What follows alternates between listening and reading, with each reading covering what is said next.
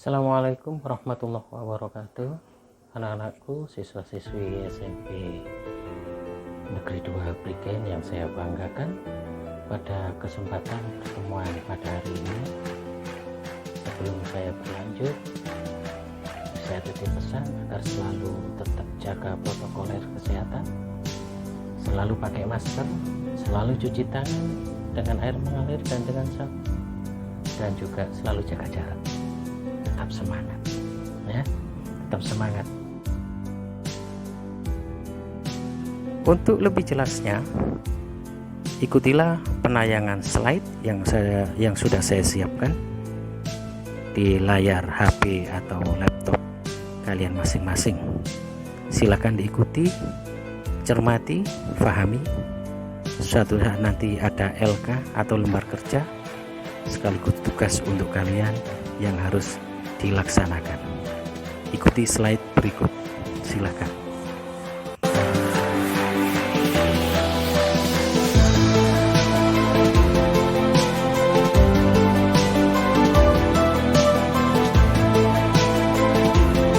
Sekarang kita menginjak ke subbab berikut yang berkaitan dengan mata pelajaran IPS, di mana kita harus tahu bagaimana sih, seberapa besar sih potensi sumber daya alam dan kemaritiman di Indonesia. Ya, digarisbawahi potensi sumber daya alam dan kemaritiman Indonesia. Kita maksimalkan bahwa potensi sumber daya alam Indonesia itu sangat luar biasa, sangat besar sekali. Ada sebuah kisah yang mengatakan bahwa di saat era penjajahan Belanda dulu, ada seorang menir yang sudah berusia. Dia itu sangat heran di Indonesia. Karena kenapa? Apa yang tidak bisa tumbuh di Indonesia? Apa yang tidak bisa hidup tumbuhan di Indonesia? Ternyata luar biasa karunia Tuhan, karunia Allah Subhanahu wa Ta'ala. Bumi Indonesia itu kalau dilihat dari angkasa, kalau dari udara, dikenal dengan zamrud khatulistiwa. Dikenal dengan zamrud khatulistiwa. Karena kenapa? Kalau kita lihat dari atas, subhanallah, Allahu Akbar, Indonesia itu hijau royo-royo. Sebuah wilayah dihuni oleh warga, sebuah wilayah yang dihuni oleh penduduk.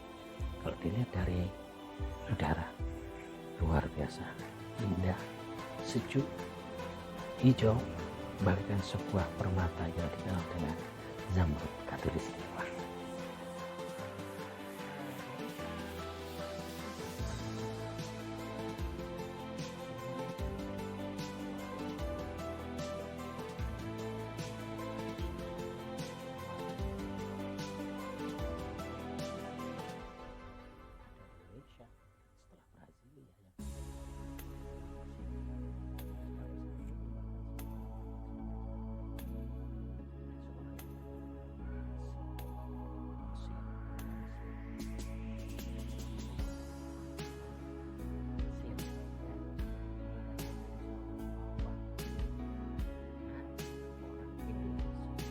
Kalau sudah datang kiamat, warga Indonesia seluruhnya tidak boleh masuk surga.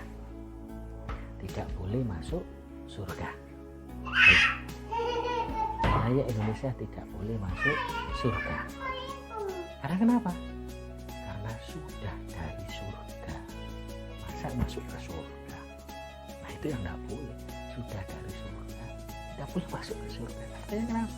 Di Indonesia itu semuanya sudah ada, ya, sehingga ibaratnya itu saking indahnya, saking hebatnya, saking kayanya, Indonesia itu dianggap sudah seperti surga. Dan kalau mau masuk ke surga tidak boleh, itu guyonan, ya. Itu guyonannya sindiran yang menghina, karena saking suburnya wilayah Indonesia. Kamu harus bersyukur itu. Yang lain negara, lain tempat, insya Allah tidak sama seperti wilayah kita yang sungguh luar biasa ini. Itulah Indonesia, harus kagum, bersyukur, dan kuno optimis. Tidak usah punya anak-anak pergi kemana-mana, ya.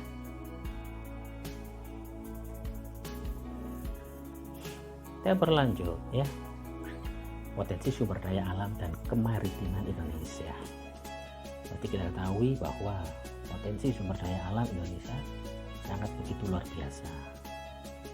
Contoh ya, dari hutan, di mana kita memiliki hutan tropis yang sangat luas, seperti di Kalimantan, Sumatera, Papua, Sulawesi. Wah, itu luar biasa. Sehingga Indonesia juga bagian dari jantung dan paru-paru, bagian dari paru-paru dunia. Karena kenapa? Sumber daya alam dari sisi hutan yang sangat luas dan sangat luar biasa. Kita ambil contoh misalkan hutan, ada kayu yang begitu banyak manfaat dan faedahnya. Kayu meranti, kayu ulin, kayu jati, rotan, bahkan mungkin kayu jenis cendana serta akasia. Wah, itu luar biasa, bisa dipakai sebagai komoditas ekspor ya. Permebelan ya, itu sangat mendukung untuk kegiatan ini. Itu ada dari permukaan bumi. Permukaan kan seluruh yang saya sebutkan tadi, hutan, kayu, rotan, kayu jenis cendana, kayu ulin, itu semua kan di atas permukaan tanah ya. Wow, harus pada itu. Nah, terus kita telusuri lagi potensi alam Indonesia dari segi barang tambang. Wah, sangat luar biasa barang tambang. Apa yang tidak punya? Bahkan ini saya juga belum menelusuri secara detail kebenarannya. Hampir semuanya itu ada. Cuman sebesar dan sepandai apa itu masalahnya. Sumber daya manusianya, seperti minyak dan gas bumi Indonesia. Wow, sangat luar biasa itu ya.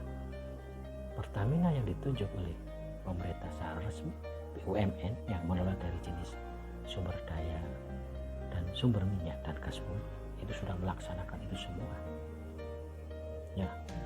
Tambang, lepas pantai ya, seperti yang ada di daerah Aceh, ada di Jepang, yang ada di Samudra Indonesia.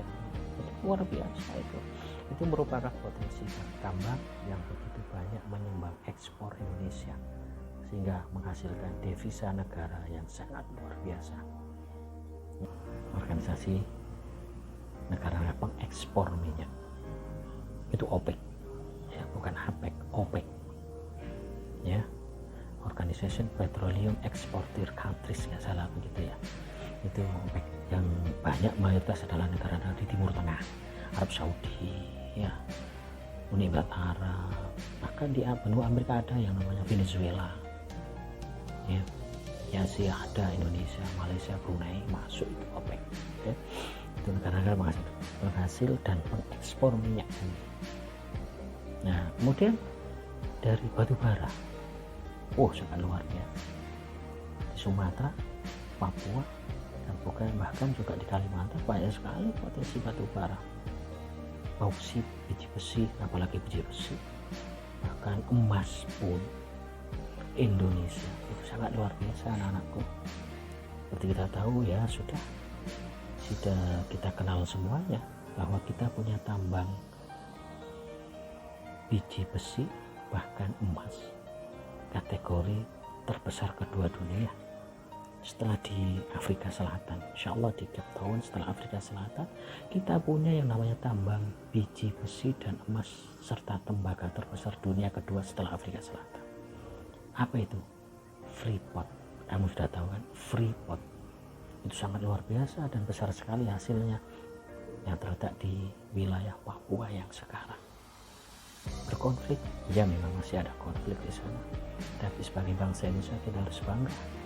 Dan bahkan mungkin dekade ini insya Allah reputasi Indonesia semakin banyak memegang saham mayoritas di Freeport.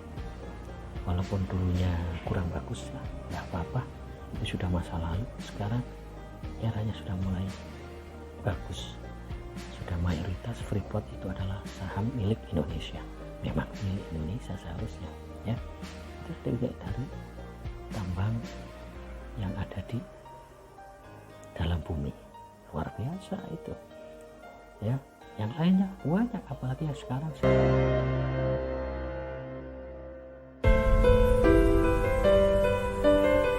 namanya nikel.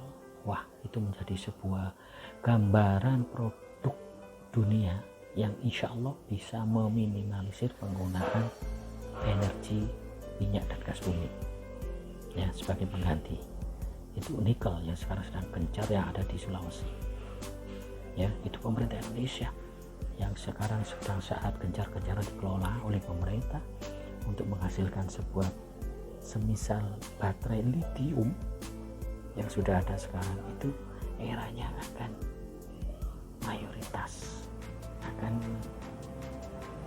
akan dikelola oleh di wilayah Indonesia ya, di daerah Sulawesi Tenggara ya, insya Allah di Sulawesi Tenggara yang sekarang sudah dibangun itu. Wow, luar biasa itu ya. Loh, Pak, tapi kok kenapa kita kaya tetap optimis bahwa suatu saat nanti kalian pasti akan mengenyam sebuah kehidupan yang insya Allah berbeda ya, insya Allah akan berbeda. Kita tidak usah menjustifikasi pemerintahan, menjustifikasi para pegiat-pegiat lingkungan, supaya tidak usah ya. Kamu supaya belajar cukup bisa hanya kamu ketahui bahwa kekayaan potensi alam Indonesia itu sangat luar biasa, di permukaan buminya, di dalam buminya, bahkan di dalam terdalam pun. Dulu ada sebuah undang-undang bahwa termasuk uranium pun sebenarnya informasinya kita punya ya, kita punya. Nah, sehingga nanti kalau kita punya seperti itu, kita punya reaktor nuklir katakanlah untuk PLTN ya, pusat listrik tenaga nuklir, karena tinjauan keamanan, efek yang ditimbulkannya, efek negatif yang ditimbulkan, insya Allah belum siap. Insya Allah katakanlah dari segi